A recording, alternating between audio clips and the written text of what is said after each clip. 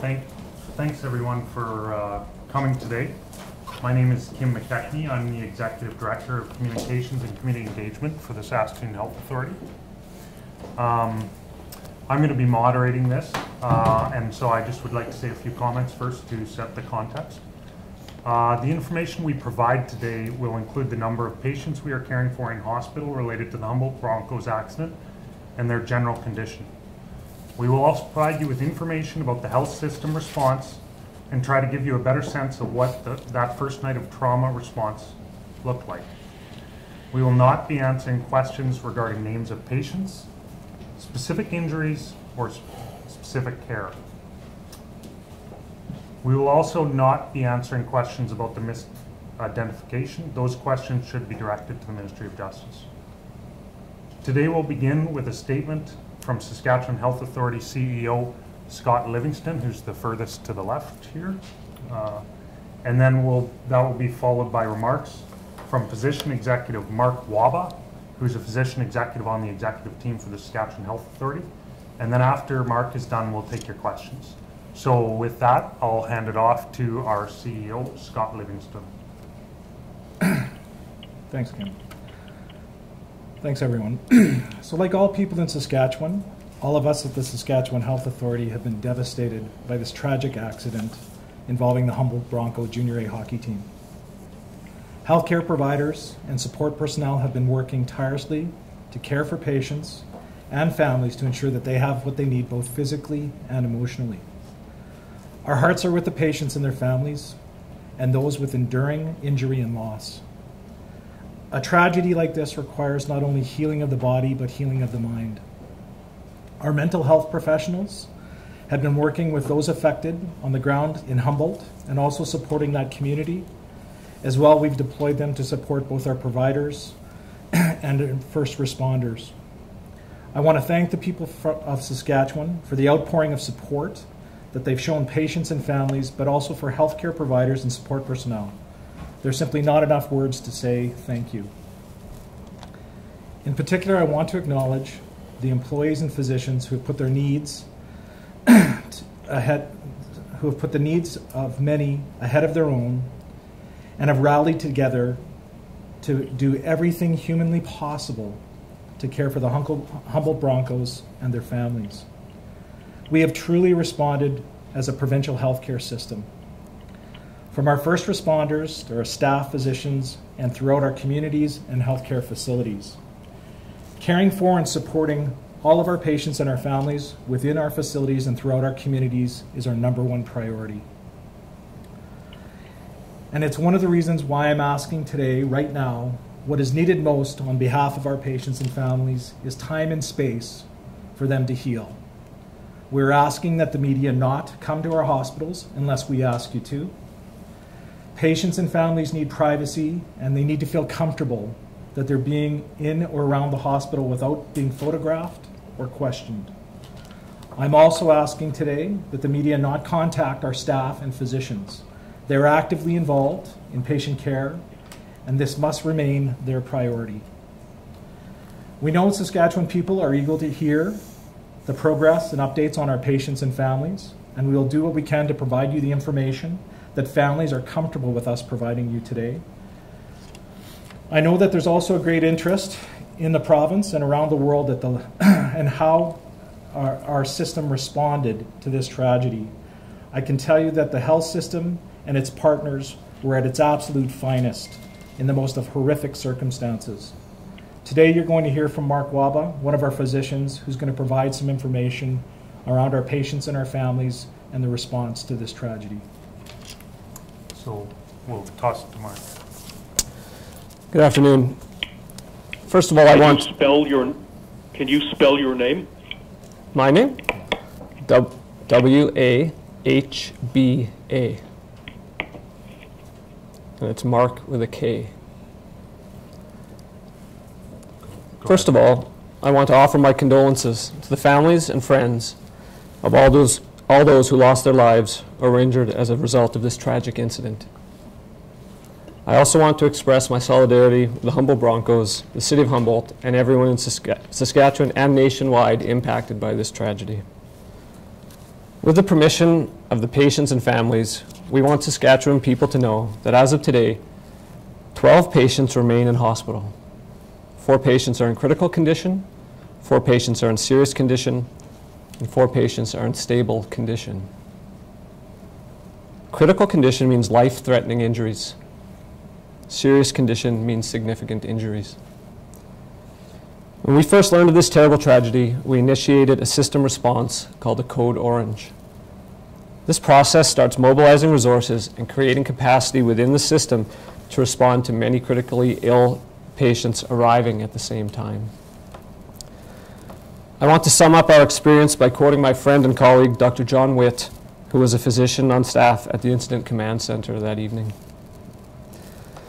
As one of the staff at the Incident Command Center at Royal University Hospital, I witnessed our entire Saskatchewan Health Authority team working together in a collaborative effort despite the scope and emotional impact of this tragedy. The community response at the scene and local hospitals was truly amazing. The rapid response and support from the surrounding communities and wider province and provinces, including ambulances, helicopters, planes, staff, and supplies, undoubtedly saved many lives. The support from hospitals province-wide, absorbing the additional other acute care needs, allowed us to devote our resources to helping the injured victims as they arrived in Saskatoon. The response from the staff in Saskatoon at all hospitals was humbling. Staff on all units and all departments at all levels went above and beyond supporting the patient care effort and families of the victims.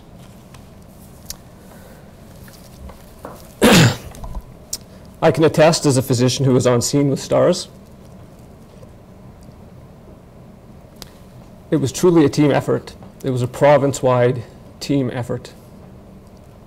Again, I want to say that my heart is with the patients and families affected by this tragedy.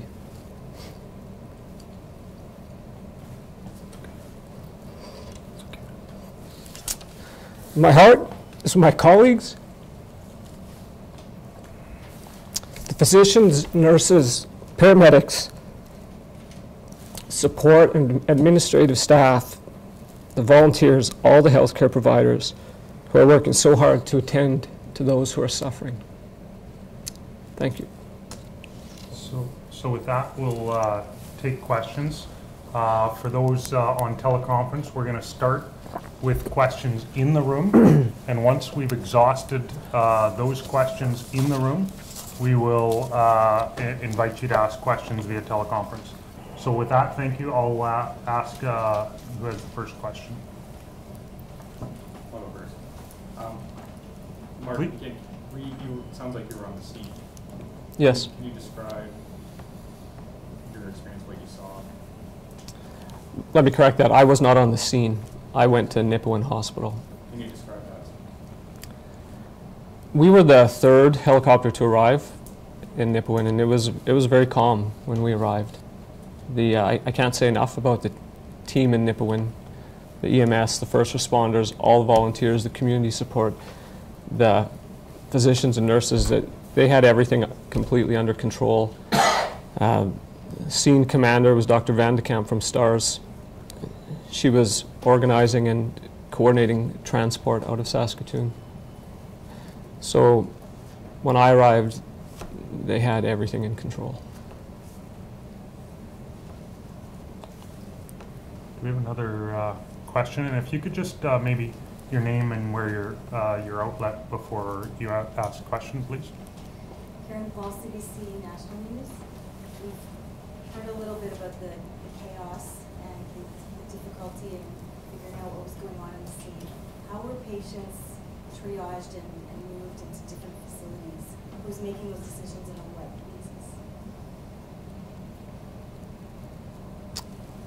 basis? Those decisions would be made at the scene by the responding EMS team, who are trained in mass casualty triage to determine who is the most sick and where are the best resources that they can go to. So that would be made at the scene. And how, I mean, can you describe it all from hearing from your colleagues, the chaos there? We were hearing people were lying on the pavement waiting for first response. Truthfully, I don't know. I haven't talked to anybody about that aspect. long was it until first response arrived? I don't know that answer. We can follow up with those exact details for media in a bit of a timeline, so that can be followed up with. Yeah, that. timeline would be great, just, Yep. first 911 call. Yep. What happened? You said you were the third helicopter, and the first two go to the scene? First two went,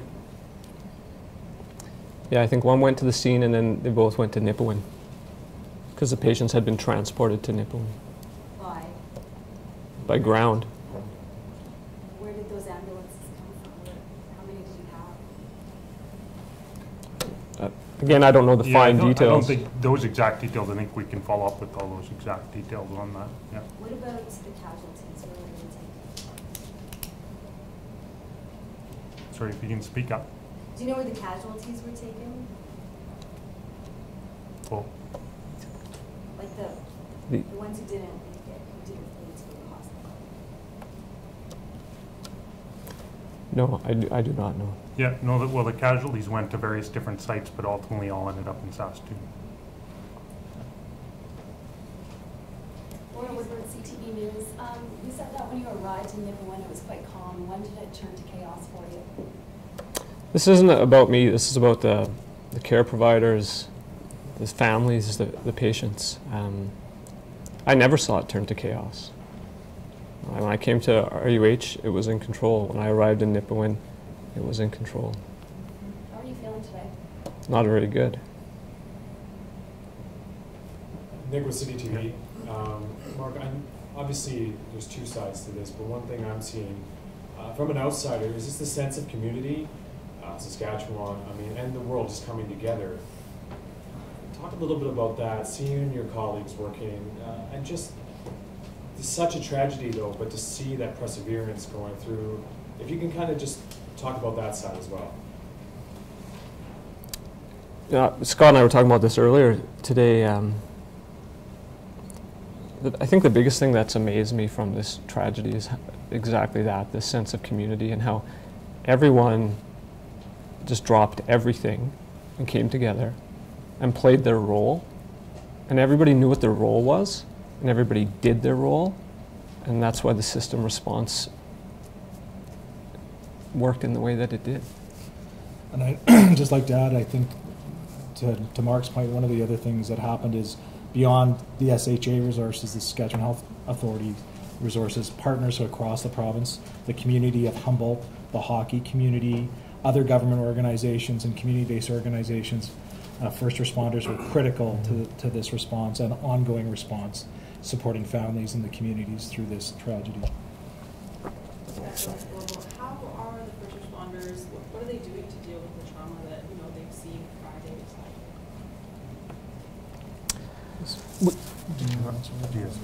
Maybe start with Scott. So I won't speak to specifically how all of the first responders are doing, but in part of our process in working through a tragedy and a mass casualty like this is providing follow-up care for all providers and debriefing them. Stroke alert, emergency department. Stroke alert, emergency department. Attention please, stroke alert, emergency department. So we've already finished a number of debriefings with first responders, and for all staff involved there are resources available both through employee support but other supports to ensure that we don't leave the providers out of it. So the same type of resources we're providing to the communities and in the schools in Humboldt area to support those kids that will be going back into school and would have lost a friend or a loved one are all part of a organized approach to be able to follow up on recovery post this event. Any more questions? Could you speak up a little bit? Yeah, I'm just trying to understand what's exactly more, you said it before, but I need more information. What's the difference between critical condition and serious condition? Can you be more concrete? Nothing more than what I've told you. Critical condition means life-threatening injuries. Serious condition means significant injuries. Okay, can I take another, we have another question? Can I just ask one more? Frank Saravalli from TSN. I know you guys deal with emergencies and trauma on a daily basis as part of your job, but could you just kind of share with us what these last 3 days have been like for your team, and just nothing. I'm assuming you haven't seen anything like this before, but what this has been like to try and get through it yourself. Maybe Scott. Yeah, sure. So I think to your point, I mean, we have not seen a mass casualty of this nature in the province. In my 30 years of working in healthcare, it is one of the most significant events ever. And with respect to how the system responded, I mean, one of the things, you know, that I think we're proud of is the system worked exactly how it was supposed to work, and people were cared for exactly how they should be cared for. And we're trying to do whatever we can to make sure that we continue to support those folks, because we know beyond the event itself, this has changed the lives of hundreds of people in our communities across this province and outside the province. And it's not something that's going to be done today or tomorrow, and it's how we plan through it in that recovery phase. But it is unprecedented in our province's history. Do I have another?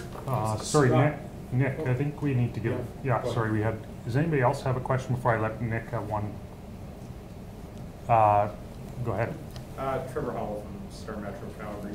I'm curious, Scott, maybe you could provide us with some idea. I mean, there's a lot of talk about what's being provided to first responders now. What kind of training do they get beforehand? It's my understanding, like the training that they get in the help with trauma events such as this differs based on the level the paramedics are at. Differs from what STARS, for example, gets. I mean, can you speak to that? I mean, because how you react to an event before, you know. I'm not sure I understand the question, truthfully. What kind of training do first responders get so that they are prepared for traumatic events like this? I mean, it's one thing to provide help afterwards, but what do they get beforehand? Is what I'm asking. So I think, truthfully, it's the training they received to respond to these types of emergency, which is hopefully preparing them. But there is no training that would help a human being to prepare themselves for a tragedy of this nature, and it's why you have to focus on that debriefing and those conversations and crisis trauma and social supports after the event occurs. Yeah. I'm not sure we could do anything to prepare a human being for what has happened in this province on Friday night. It's why it's so important to follow up on a long-term basis. If we've learned anything from the tragedy of the past in 1986, the Swift Current Broncos, is the system has changed a lot since then, and we know a lot more about how to manage these things and how broad the impacts can be across people that were indirectly impacted by this, not just those folks directly impacted by it. So I'm going to go back to Nick. You had one more follow-up. If you guys, and I know we want to respect, obviously, the families in the next few days here. Mark, could you help us out, maybe kind of painting a picture what the next few days are going to be like for you, and Scott, for your whole team here, obviously caring for these patients, and I mean, maybe because I know some of these kids aren't home yet, some are from different provinces. Is there anything you can speak about in the next few days here?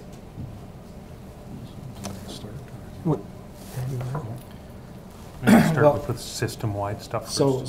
So I'll start with, you know, again, and I mentioned this.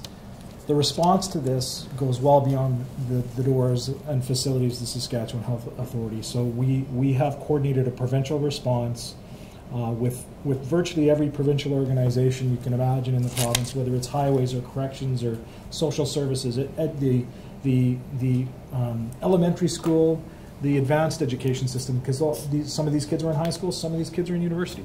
So to be able to actually create a province-wide approach to this emergency and this mass casualty has been something that has been brought together both by the healthcare system, but by the province at whole. And that doesn't stop today, because we now have, you know, people in the hospital. That continues, and we have been meeting on a regular basis daily, both internally as a team, huddling on what's going on the wards with our patients and our families, following up with those first responders or anybody else who's actually been caring for these patients, but then taking that out in a cascading manner, both to the community of Humboldt as well as surrounding areas.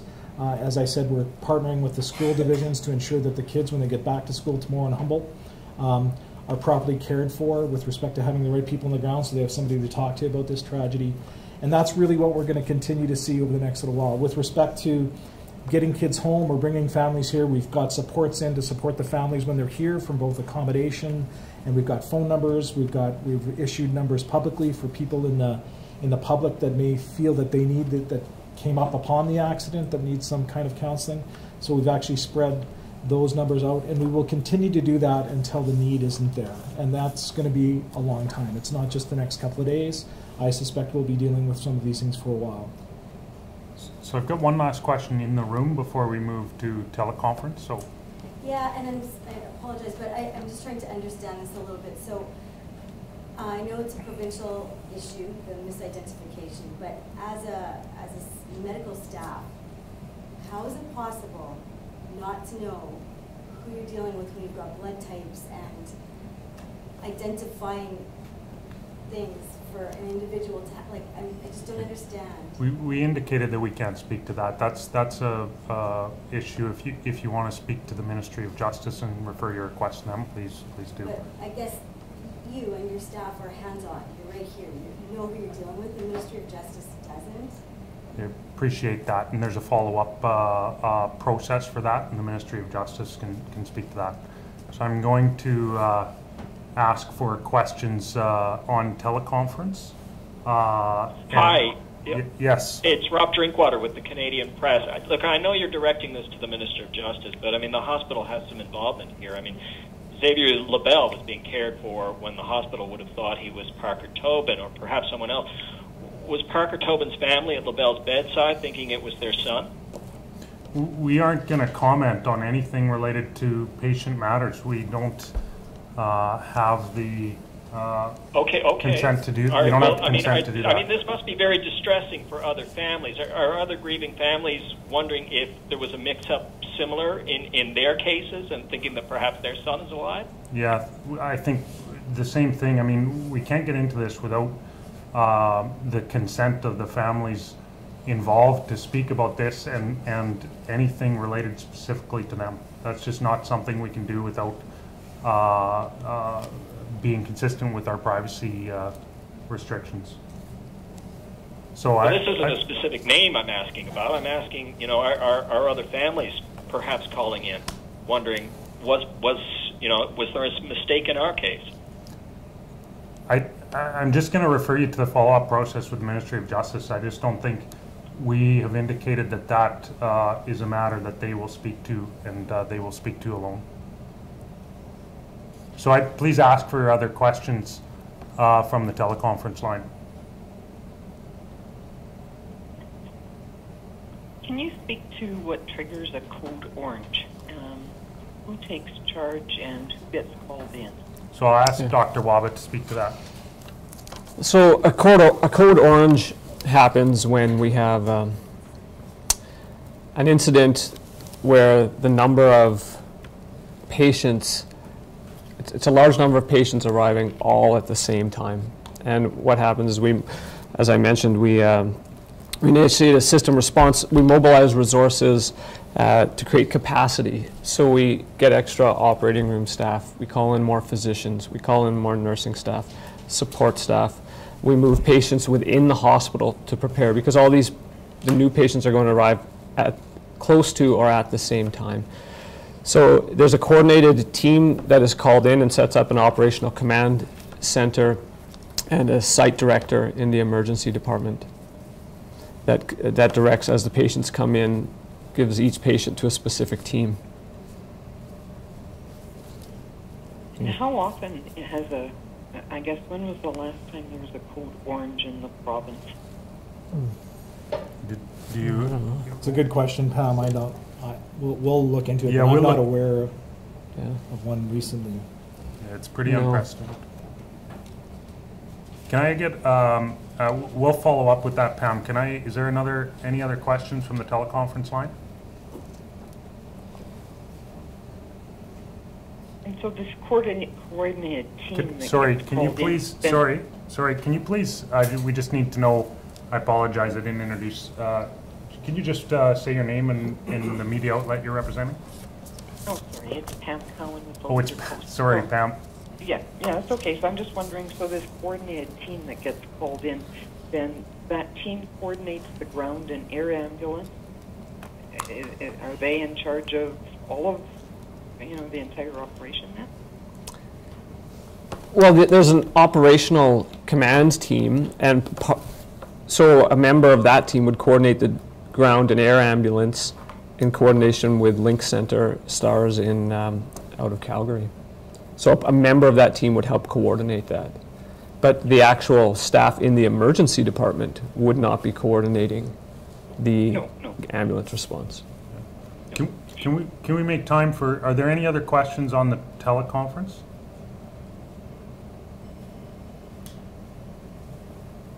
Well, with that, I'm just going to ask if our CEO has any final remarks before we conclude the teleconference. No, I think what I would reiterate is, for those folks that are asking the questions, how did the system in Saskatchewan respond? And I truly believe it was a system-wide response to this tragedy. Is we saw the absolute very best of Saskatchewan in one of the absolute worst situations possible. Thank you. Thank you for coming today. We appreciate your patience, and thank you. Can I just ask though, I know the response was amazing, and I know that many lives were probably saved by the quick action, but there's been a very big mistake here, and mistakes like this don't happen very often. What have you learned from this? What do you do differently? Sorry, I think we already indicated that we wouldn't answer questions on that, and I think one of the things that is that there's a process behind all this, and it's led by Ministry of Justice. So I think we would ask you to pursue your questions through the Ministry of Justice. So thank you very much. Okay.